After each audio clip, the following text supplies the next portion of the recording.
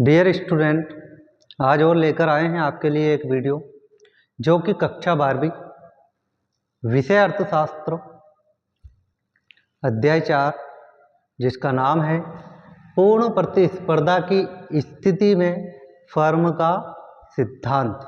ठीक है, पूर्ण प्रतिस्पर्धा की स्थिति में फर्म का सिद्धांत का प्रश्न क्रमांक 19 ठीक है दे रखा है।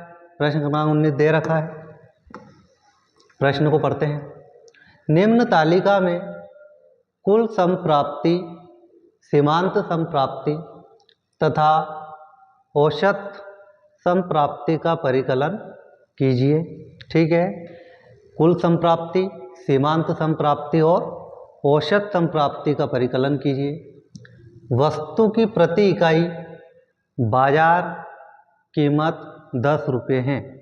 कहने का मतलब प्रश्न का यह है कि हमें कुल संप्राप्ति मतलब टोटल रेवेन्यू, जिसका हिंदी हो जाता है कुल संप्राप्ति, जो प्राप्त किया है, ठीक है, उसका सीमांत संप्राप्ति और औसत संप्राप्ति का परिकलन करना है हमें।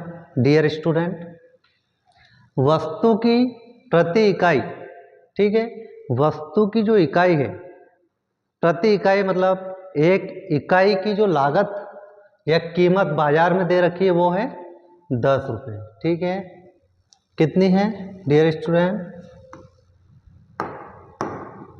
10 रुपये कीमत दे रखी है।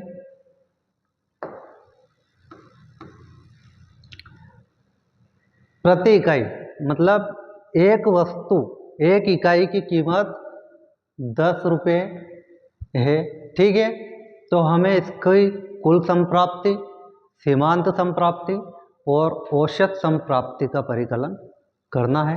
तो आइए डियर स्टूडेंट करते हैं इसको हम सॉल्यूशन करते हैं। हम हल लिख देते हैं यहाँ पर। ठीक है, प्रश्न क्रमांक 19 का। ठीक है, निम्न तालिका में, ठीक है, तो तालिका दे रखी है। ठीक है, तालिका दे रखी है, यहाँ पर लिख देते हैं हम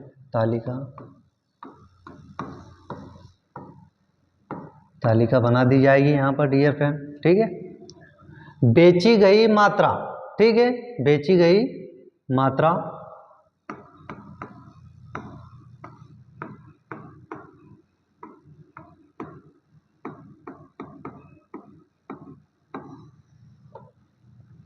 साथ ही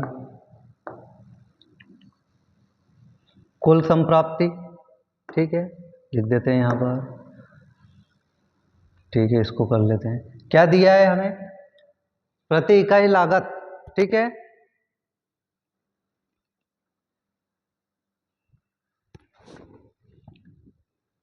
प्रति इकाई कीमत 10 रुपये बाजार में दे रखी है हमें। यहाँ से बेची गई मात्रा फर्स्ट में जो कि हमें प्रश्न में तालिका में दे रखा है 0। ठीक है, 0, 1, 2, 3, 4, 5 और 6 ये बेची गई मात्रा है।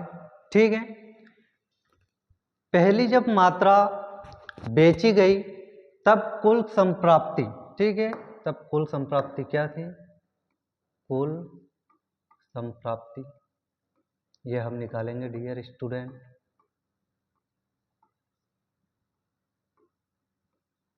कुल संप्राप्ति, ठीक है, जब मात्रा बेची ही नहीं गई तो यहाँ पर कुल संप्राप्ति भी हमें प्राप्त नहीं होगी। लेकिन जैसे ही, ठीक है, एक मात्रा बेची जाती है, उसको बाजार में बेचा जाता है, विक्रय किया जाता है डियर स्टूडेंट, तो कीमत उसकी क्या है? प्रति इकाई लागत 10 रुपये। ठीक है, 10 रुपये हो जाता है। ठीक है, अगर इकाई बाजार कीमत 10 रुपये में एक, ठीक है, इकाई बेचते हैं तो 10 रुपये प्राप्त होते हैं। ठीक है, और दूसरी इकाई जब हम बेचते हैं, है ना, तो क्या होगा? यहाँ पर देख लो, 10 गुणित 1 करते हैं तो यहाँ पर 10 आ जाता है। लेकिन 10 गुणित 2 करने पर हमें जो प्राप्त होगा वो 20 होगा। तो डियर स्टूडेंट, 2 इकाई प्रति इकाई में 2 इकाई जब बिक जाती है, बेची जाती है बाजार में, तो उसकी कीमत हो जाती है 20 रुपये हमें प्राप्त होते हैं। कुल संप्राप्ति क्या होती है? 20 रुपये। ठीक इसी प्रकार से जब तीसरी इकाई बेची जाती है तो प्राप्त होते हैं 30 रुपये। ठीक है, 4 इकाई बेची जाती है तो 40 रुपये, 5 इकाई बेची जाती है तो 50 रुपये, और 6 इकाई बेची जाती है तो 60 रुपये। ठीक है, अगर यहाँ पर 1 इकाई बेची गई तो कुल संप्राप्ति 10, 2 बेच दी जाती है तो 20 हो जाती है। जब इकाई 3 बेच दी जाती है बाजार में 10 रुपये कीमत पर, तो 3 इकाई के 30 रुपये हो जाते हैं, 4 इकाई के 40 रुपये, 5 इकाई के 50 रुपये, और 6 इकाई के हो जाते हैं 60 रुपये। डियर स्टूडेंट, डियर फ्रेंड, अब बात करते हैं हम निम्न तालिका में कुल संप्राप्ति और कहा गया है कि सीमांत संप्राप्ति। ठीक है, अब हम निकालते हैं सीमांत संप्राप्ति। ठीक है,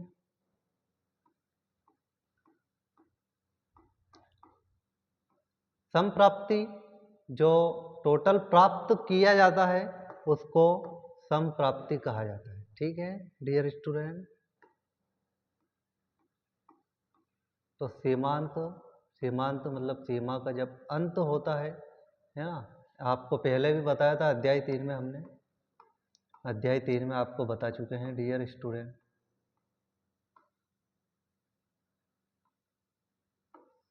ठीक, यहाँ पर जब मात्रा बेची नहीं गई तो कुल संप्राप्ति प्राप्त नहीं हुई, उसी के साथ सीमांत संप्राप्ति भी नहीं होती है प्राप्त। ठीक है, इसमें हम क्या करते हैं, भाग दिया जाता है डियर स्टूडेंट। ठीक है, टीपी गुणित क्यू। ठीक है, तो यहाँ पर 10 हो जाता है सीमांत, क्योंकि कीमत इसकी 10 रुपये है। ठीक इसी प्रकार से दूसरी वस्तु की जो इकाइयाँ बेची जाती है तो उससे भी हमें कितने रुपए प्राप्त होते हैं, 10 रुपये।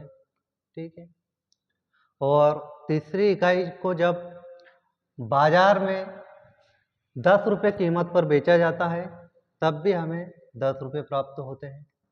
ठीक है, क्योंकि यहाँ पर जैसे जैसे इकाई बढ़ती गई, कुल संप्राप्ति में जैसे जैसे इकाई को बेचा गया, उसकी मात्रा को बेचा गया, यहाँ पर कीमत बढ़ती गई। ठीक है, लेकिन यहाँ पर सीमांत संप्राप्ति में बढ़ती नहीं है, सिर्फ सीमा का अंत होता है, तो उसको सीमांत संप्राप्ति कहते हैं। मतलब कि उसको कितना प्राप्त हुआ, तो यहाँ से उनको जैसे जैसे इकाई बढ़ती गई तो सभी इकाइयों से 10-10 रुपये उनको प्राप्त होते हैं डियर स्टूडेंट।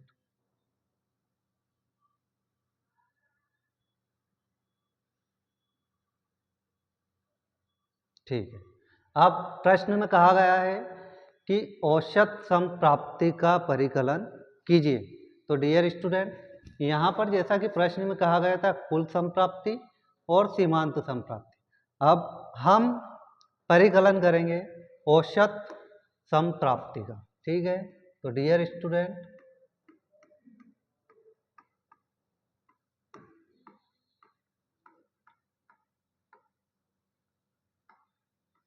संप्राप्ति। ठीक है, कुल उपयोगिता टोटल रेवेन्यू मतलब कुल संप्राप्ति हो जाता है। सीमांत संप्राप्ति, ठीक है, मार्जिनल रेवेन्यू। ठीक है, सीमांत संप्राप्ति हो जाता है। औसत संप्राप्ति को एवरेज रेवेन्यू, ठीक है, उसको हम कहते हैं औसत संप्राप्ति। ठीक है, औसत निकालने के लिए डियर स्टूडेंट पहले भी हमने अध्याय 3 में कुछ सवाल किए थे, कुछ तालिका बनाई थी, जिसमें हम औसत संप्राप्ति प्राप्त करने के लिए, ठीक है, कुल संप्राप्ति में भाग देते हैं बेची गई मात्रा का। ठीक है, तो यहाँ पर जब औसत संप्राप्ति जब पहली बेची गई मात्रा है तो यहाँ पर औसत जो निकल के आता है वह 10 होता है। ठीक है, यहाँ पर कुल संप्राप्ति यह हो जाती है, ठीक है, 20 में जब 2 का भाग देते हैं तो हमें जो प्राप्त होता है वह क्या होता है, 10। ठीक है, ठीक है। यहाँ पर 30 में जब हम 3 का भाग देते हैं, क्योंकि औसत निकालने के लिए हमें भाग देना पड़ता है टोटल में बेची गई मात्रा का। कुल संप्राप्ति में हम भाग दे देते हैं बेची गई मात्रा का। ठीक है।